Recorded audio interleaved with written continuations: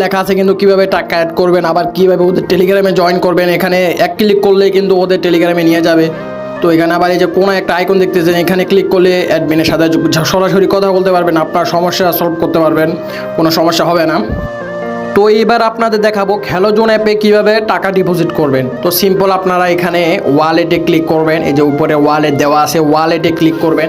এরপর এখানে এই যে অ্যাড মোর, ঠিক আছে, অ্যাড মোরে ক্লিক করবেন। অ্যাড মোরে ক্লিক করার পর এখানে বিকাশ, নগদ, রকেট আছে।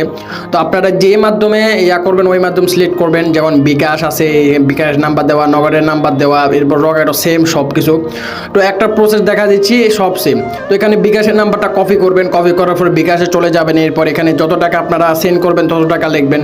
তো আমি এখানে আপনার 10 টাকা সেন্ড করব, তো আমি 10 টাকা দেওয়ার পর এখানে আপনার বিকাশের পিন নাম্বার দিবেন। বিকাশের পিন নাম্বার দেওয়ার পর তো এখানে সেন্ড করে দেবেন। এরপর এই যে ট্রানজেকশন, ঠিক আছে, যে ট্রানজেকশন যেটা এই যে, তো এটা আপনারা কপি করবেন। হ্যাঁ, এটা কপি করে, এটা কপি না করলে কিন্তু টাকা অ্যাড হবে না। এটা কপি করবেন, কপি করে ডাইরেক্ট সরাসরি এই আপনারা অ্যাপে চলে যান, অ্যাপে এখানে পেস্ট করবেন।